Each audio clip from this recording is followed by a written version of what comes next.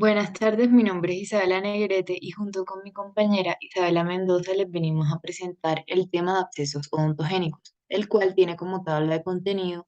Vamos a tratar la definición, mecanismos de defensa, etiopatogenia, tipos de absceso, diseminación, historia natural de la enfermedad, clínica de la enfermedad, diagnóstico y tratamiento. Comenzando con la definición, un absceso odontogénico es una inflamación del tejido celular subcutáneo, generalmente localizada y delimitada, causada por procesos infecciosos odontogénicos, es decir, que afecta al diente y a los tejidos periodontales.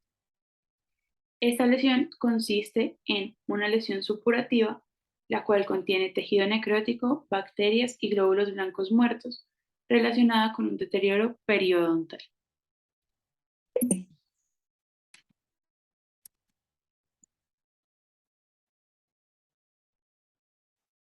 Para que este absceso odontogénico se pueda dar, la bacteria tiene que pasar unos mecanismos de defensa del huésped, los cuales son cuatro: la mucosa oral, la saliva, la inmunidad inespecífica y la inmunidad adaptativa.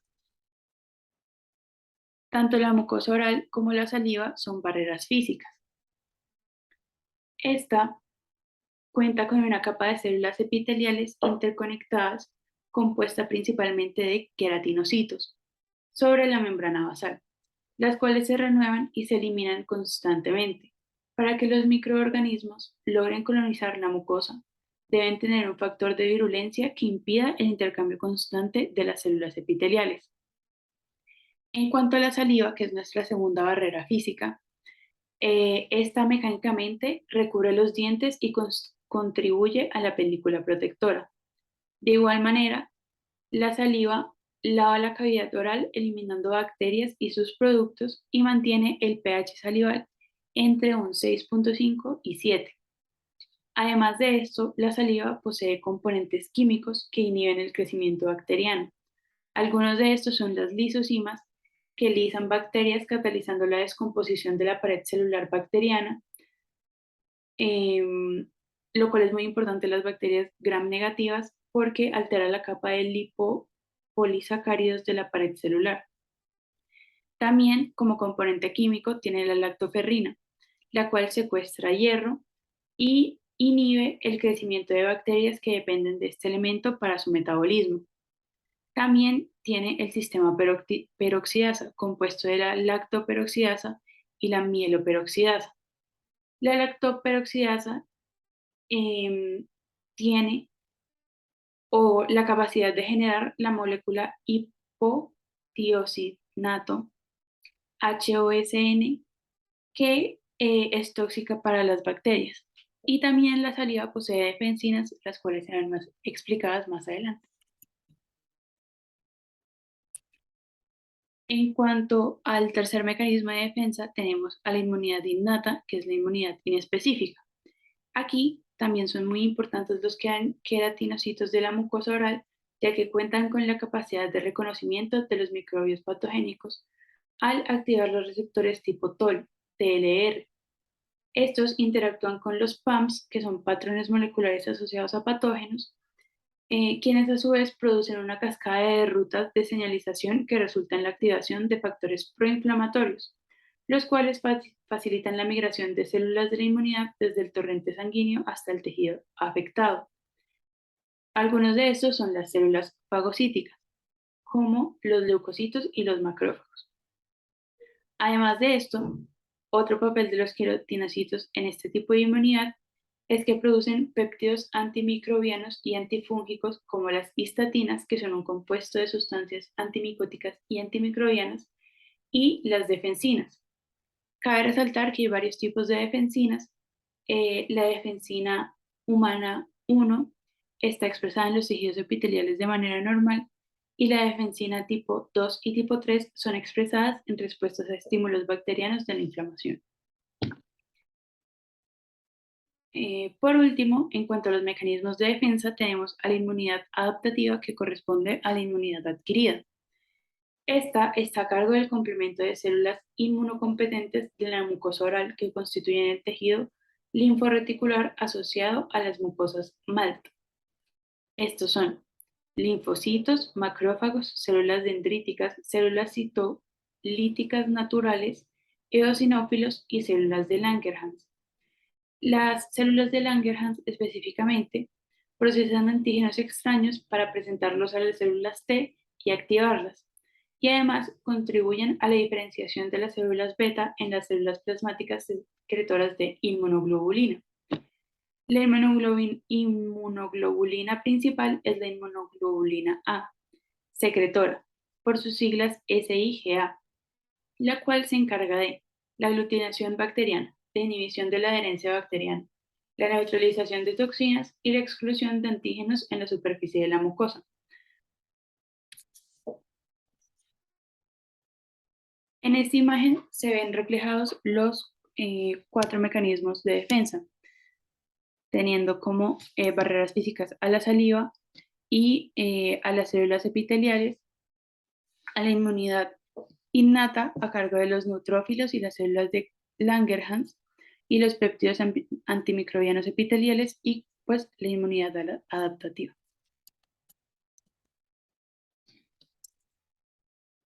En cuanto a la etiopatogenia, existen 3 mecanismos por los cuales se pueden generar abscesos odontogénicos. Estos son la introducción de patógenos de origen extraoral, el cambio en el balance de la flora endógena y la entrada de bacterias a la pulpa vital del diente, que normalmente es estéril. En todas estas situaciones se rompe el equilibrio entre los mecanismos de defensa del huésped y los factores patogénicos de los microorganismos agresores, quienes son predominantemente gram negativos, como se observa en la tabla.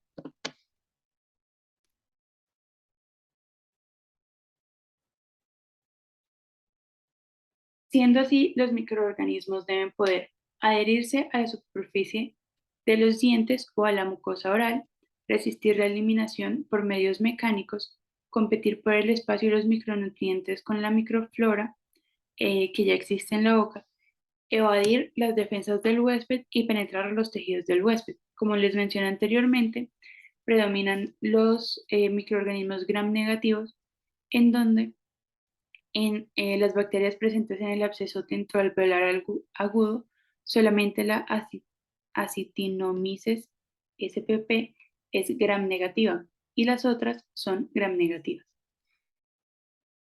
Lo anteriormente mencionado es logrado por los microorganismos debido a diversos factores de virulencia. Algunos de ellos son la presencia de liposacáridos, enzimas proteolíticas, la leucotoxina, que destruye los leucocitos polimorfonucleares y los macrófagos, y las proteasas IgA microbianas, que eliminan la SIgA que les mencioné anteriormente. En el caso de las enfermedades periodontales, los microorganismos penetran en el epitelio de la encía y provocan una respuesta inflamatoria del huésped y destruyen el periodonto, causando la migración apical de los tejidos, la ausencia de la unión periodontal y las bolsas periodontales, como se observa en la imagen. Aquí está la migración apical de los tejidos, siendo esta la encía, revelando la raíz del diente, la ausencia de la unión periodontal en esta zona de la imagen que se está generando, y las bolsas periodontales, donde como tal se almacena el pus que después se puede diseminar.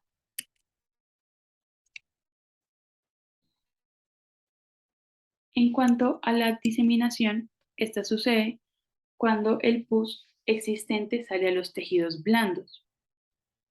Su trayectoria está condicionada por las inserciones musculares y las aponeurosis, y esto puede llevar a que la trayectoria del drenaje de la cavidad oral a otros tejidos, donde el pus y la infección se localizan en espacios aponeuróticos, los cuales son espacios virtuales que se distienden debido a la acumulación de exudado o de pus. Cabe resaltar que cuando se distiende el espacio, se interrumpe el aporte de sangre y la zona se vuelve vascular y anaerobia, favoreciendo la infección al inhibir las defensas del huésped. También es importante mencionar que la exposición a caries suele favorecer la infección pulpar, teniendo en cuenta que en los surcos de las muelas y de los dientes donde se acumulan los restos de comida, esto se puede fermentar, comenzar una carie y las bacterias pueden llegar a la pulpa del diente a través de esa lisis que hacen del diente. Teniendo eso claro, cabe mencionar que los espacios tisulares afectados por las infecciones dentales son los siguientes. El espacio submentoniano, que está en esta zona, de la imagen A es la zona E y en la imagen B es la zona B, y esta normalmente se afecta a partir de los incisivos inferiores, que son estos dientes que están señalados en la imagen de la esquina derecha superior. En cuanto al espacio sublingual, que corresponde al espacio D en la imagen A y en la zona A de la imagen B, esta se ve afectada por los incisivos y los caninos superiores, como se muestra en esta imagen.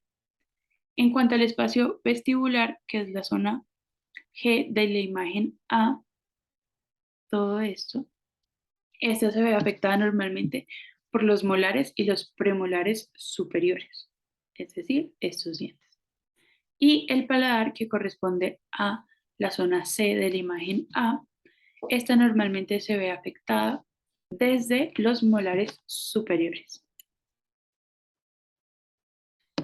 Otros espacios tisulares que se pueden ver afectados por las infecciones dentales son el espacio pterigomandibular, que se afecta desde los terceros molares inferiores o superiores,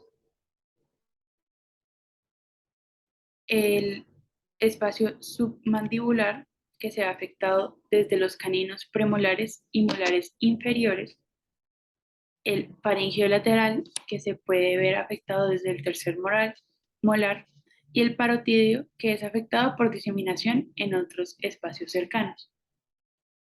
Siendo así, tenemos el espacio submandibular acá, el faringeo lateral acá, en la segunda imagen, en la imagen B, y el espacio parotidio que está enfrente de la pared faríngea, que se puede ver afectado pues, por los mecanismos que mencioné anteriormente.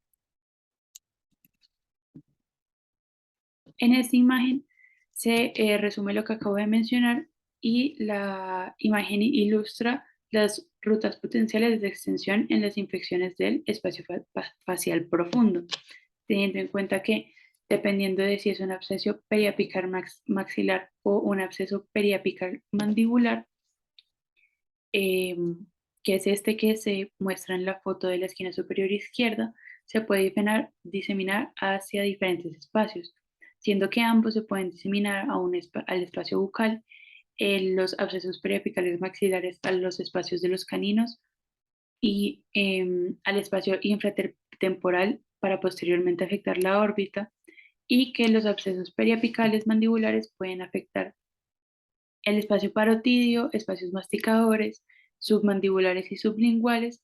Estos pueden desencadenar una infección del espacio faríngeo lateral, que a su vez puede afectar la vaina carotidia, el espacio retrofaríngeo, el cráneo y el mediastino.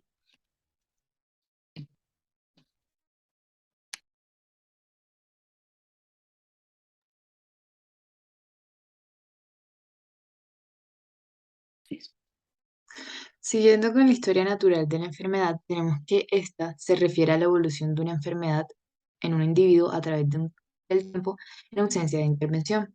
Entonces vamos a tener que en el caso de los abscesos odontogénicos, estos van a empezar como infecciones odontogénicas, las cuales tienen unas etapas. Primero vamos a tener un periodo prepatogénico, que es en el cual precede a las manifestaciones clínicas. En esta, el huésped va a estar expuesto a los agentes causales de la enfermedad. En este caso, de los abscesos, la entidad patogénica más frecuente van a ser las caries, que progresan a través del esmalte y la dentina hasta invadir la pulpa dentaria. Después de este periodo vamos a tener la inoculación, que tiene una evolución de 2 a 3 días y consiste en un proceso inflamatorio de los espacios anatómicos comprometidos que pues van a ser de consistencia suave o gelatinosa. La localización de este va a ser difusa. Vamos a poder ver en el paciente edema en la cara, va a ser de un dolor leve a moderado y van a ser predominar bacterias aerobias. Después de este periodo va a venir la etapa de la celulitis. Esta va a tener una evolución de 4 a 7 días. Este es un proceso infeccioso que se ha propagado de manera difusa. En este, las bacterias que están causando la infección en la boca migran al tejido subcutáneo y lo van a inundar de pus. Se pueden propagar desde las estructuras óseas a través del hueso cortical por la vía de menor resistencia, comprometiendo así espacios faciales, terminados por las estructuras en la proximidad de las raíces del diente. En este podemos encontrar una consistencia indurada o peteria, va a ser de localización difusa. El fluido del tejido va a ser cero sanguinolento o puede estar también lleno de pus. Va a ser un dolor severo y en este vamos a encontrar bacterias mixtas. Después de esta etapa se desarrolla el absceso, que es una evolución de 4 a 10 días. En este se van a definir mejor los bordes y la consistencia central. La inflamación se hace más blanda y fluctuante ante la palpación. En caso de caries dentales o traumatismo del diente, las aberturas en el esmalte permiten que las bacterias infecten la pulpa. La infección puede incluso propagarse hasta los huesos que sostienen el diente. El fluido del tejido va a ser pus. El tamaño va a ser pequeño en relación a la celulitis anteriormente afectada. Va a poder presentarse un dolor de moderado a severo y en este van a ser bacterias predominantemente anaerobias. Esto debido a que hasta el inicio las bacterias implicadas serán aerobias, sin embargo su proliferación originará condiciones de anaerobiosis y la necrosis del paquete vasculonervioso, creando así condiciones favorables para el crecimiento de bacterias anaerobias facultativas, que son aquellas que pueden vivir tanto en ausencia de oxígeno como en presencia de este. Y posteriormente, de anaerobias estrictas, que son aquellas que solo pueden sobrevivir en ausencia de oxígeno. Y estas pues van a ser principalmente responsables de los procesos infecciosos de planos profundos cervicofaciales. Después de esto, si la infección evoluciona de forma descontrolada, puede consolidar el proceso con consecuencias letales debido a la proximidad de la cavidad bucal con los espacios deglutorios, respiratorios y mediastínicos. Puede evolucionar y extenderse a estructuras anatómicas cercanas, dando lugar a complicaciones graves como lo son la septicemia, trombosis, trombosis del seno cavernoso, absceso cerebral, shock y pues ocasionalmente la muerte. Siguiendo con la clínica de la enfermedad, vamos a ver aquellos signos y síntomas que nosotros podemos presenciar y que el paciente nos va a poder referir. Entonces vamos a poder presenciar un dolor en el paciente que este puede ser de características intenso, persistente, pulsátil y puede irradiar a maxilares, mandíbula, cuello y oído.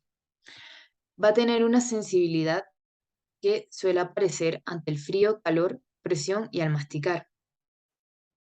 Va a haber una inflamación tanto en las encías como en la cara, que pues se va a ver de esta manera.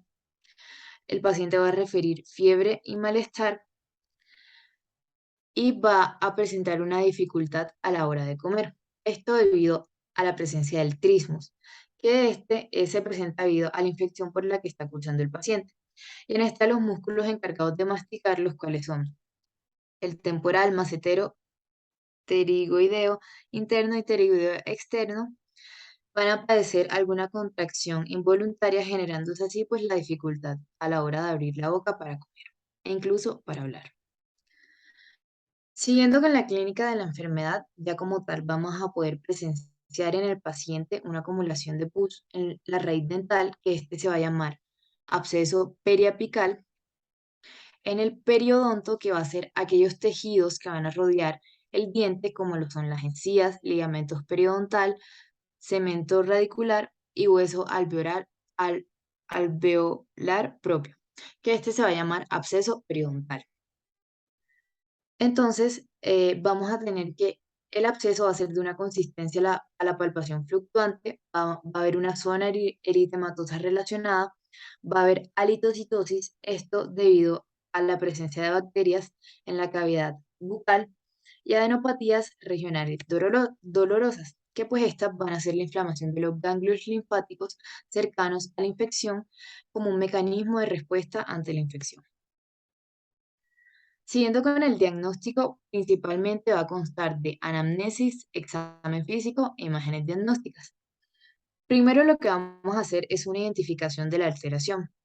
En este el paciente pues nos va a referir manifestaciones clínicas que ya vimos que van a ser la inflamación, bien localizada y delimitada, un dolor localizado, flu- el, el tejido pues va a ser fluctuante a la palpación, se puede presentar una presencia de fístula o drenaje de material purulento.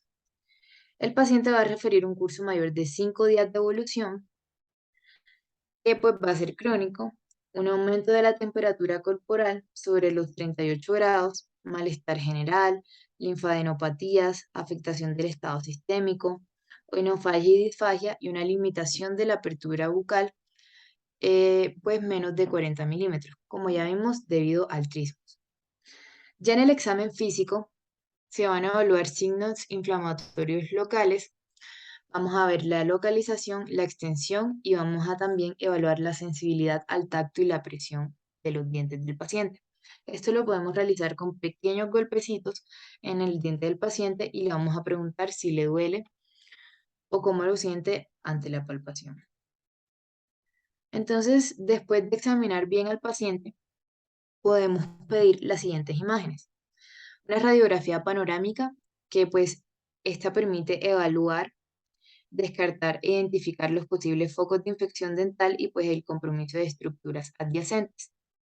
En esta pues vamos a ver el compromiso de manera radiolúcida.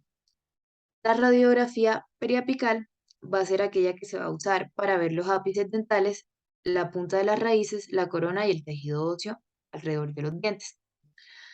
En este caso pues el uso puede ser delimitado por el trismus que cursa el paciente y pues va a brindar información de 2 o 3 pacientes, como estamos viendo aquí. De igual manera, también el compromiso o donde está el absceso se puede ver de manera radiolúcida.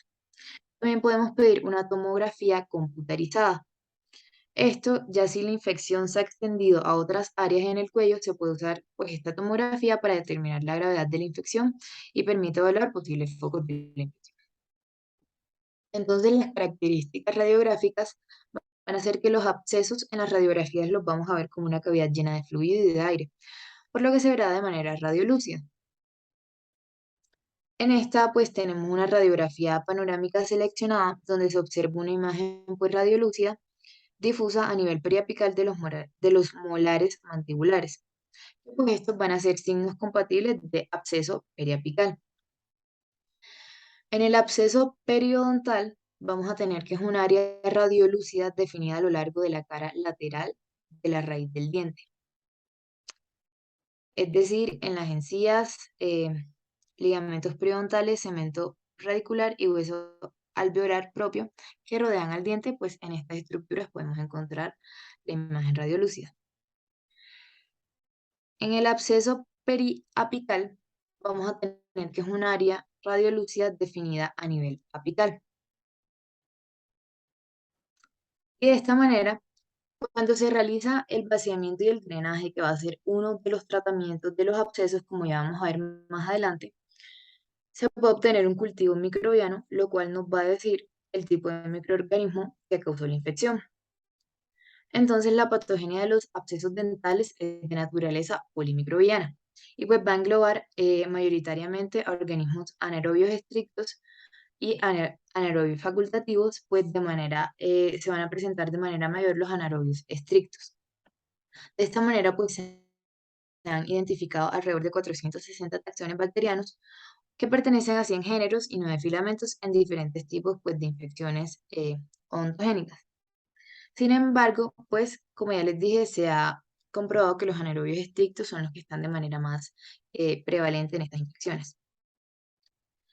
Entonces vamos a tener microorganismos anaerobios estrictos, los cuales vamos a presentar, que son los más comunes, son los del género Porphyromonas, Prevotella, Fusobacterium y Treponema, dentro de los cuales tenemos que en el género Porphyromonas tenemos las especies Porphyromonas endodontalis gingivales.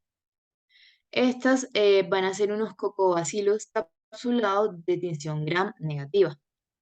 En el género Prevotella vamos a tener la Prevotella intermedia y nigrescens. Estas van a ser bacilos gram negativos. Vamos a tener también en el género Treponema en el género Treponema vamos a tener la especie Treponema denticola, las cuales van a ser espiroquetas gram negativas no capsuladas. Y por último, pues vamos a tener el género Fusobacterium, el cual la especie más común va a ser Fusobacterium nucleatum, las cuales van a ser gram negativas y van a tener formas de bastoncillos. Siguiendo con los organismos anaerobios facultativos, dentro de esta los más comunes, los géneros más comunes van a ser los Streptococcus y los Staphylococcus, dentro de los cuales destacan dentro del género Streptococcus la especie Streptococcus viridans y Streptococcus mireri. Y dentro del género Staphylococcus vamos a tener de manera más significativa el Staphylococcus aureus y el Staphylococcus epidermidis. Entonces vamos a tener que el Streptococcus viridans va a ser, pues, van a ser estreptos gram positivos, los Staphylococcus aureus, pues van a ser Staphylococcus gram positivas. Igual manera, los Staphylococcus epidermidis también van a ser Staphylococcus gram positivos. Siguiendo con el tratamiento, primero debemos determinar el foco de infección, la gravedad de la infección y el estado de los mecanismos de defensa del paciente. Entonces vamos a tener que como objetivo principal la eliminación de la fuente primaria de la infección. Entonces lo que vamos a hacer es un drenaje de la acumulación purulenta. En esta, primero vamos a establecer una vía de drenaje para el material purulento. Lo que vamos a hacer es una administración de la anestesia. En esta, pues, se va a usar una gasa para secar completamente el área. Se utiliza succión según sea necesario para mantener el área seca. Y se debe aplicar, pues, un anestésico tópico y esperar como 2 a 3 minutos para que, pues, se establezca la anestesia. Vamos a seguir con una incisión y drenaje del absceso, en la cual, pues, se va a palpar el absceso para determinar su extensión y el área donde puede obtenerse el drenaje máximo, pues, en posición de clive. Se debe hacer una incisión de 1 a 2 centímetros en el absceso cerca de su punto más fluctuante y, si es posible, no en el tejido necrótico o friable. Se deben usar cuadros de gasa y succión para eliminar el pus exudado. Y luego de todo esto se debe lavar el área con solución salina. Después del drenaje, vamos a tener un manejo farmacológico en el cual, pues, va a ser un manejo con antibióticos. Esto para detener la propagación de la infección y de esta manera erradicarla. Entonces vamos a tener que en el caso, pues, de la terapia antibiótica, en forma empírica se van a usar las penicilinas debido a su alta efectividad en el territorio orofacial. Ya las dosis van a variar, pues, según al paciente. Y pues en caso tal de que el paciente presente alergia a la penicilina, un tratamiento que ha demostrado muy buena eficacia ha sido el del antibiótico clindamicina. Entonces vamos a tener que la primera elección va a ser amoxicilina en cápsulas vía oral de 50 miligramos cada 8 horas por 7 días. Como segunda elección, pues ya si el paciente presenta problemas como alergia, como ya les dije a la penicilina, podemos usar la clindamicina vía oral de 300 miligramos cada 6 horas por 7 días. Y como tercera elección tenemos la acitromicina vía oral 500 miligramos cada 24 horas por 3 días. Y pues aquí también tenemos una tabla la cual pues nos presenta todos los antibióticos que podemos usar en el paciente, ya sea pues cuando la severidad de la infección es leve, y también tenemos ciertos antibióticos el cual los podemos prescribir cuando la infección ya sea de moderada a severa, que pues esta ya va a requerir admisión al hospital. Y por último tenemos pues la terapia analgésica que esta la vamos a prescribir para aliviar el dolor que produce el absceso en el paciente. Entonces, para esta podemos usar los antiinflamatorios no esteroideos. Y como manejo vamos a tener ibuprofeno en tabletas vía oral 600 miligramos cada 6 horas por 5 días, naproxeno vía oral, tabletas de 250 miligramos cada 6 horas por 5 días, o diclofenaco en tabletas 50 miligramos cada 8 horas por 5 días. Y pues en caso de que el paciente presente alergia hacia los AINES, acetaminofén en tabletas, 50 miligramos, una o dos tabletas cada 6 horas por 5 días, o acetaminofén en 50 miligramos más codeína de 15 miligramos cada 6 horas por 5 días. Y tenemos la bibliografía. Gracias.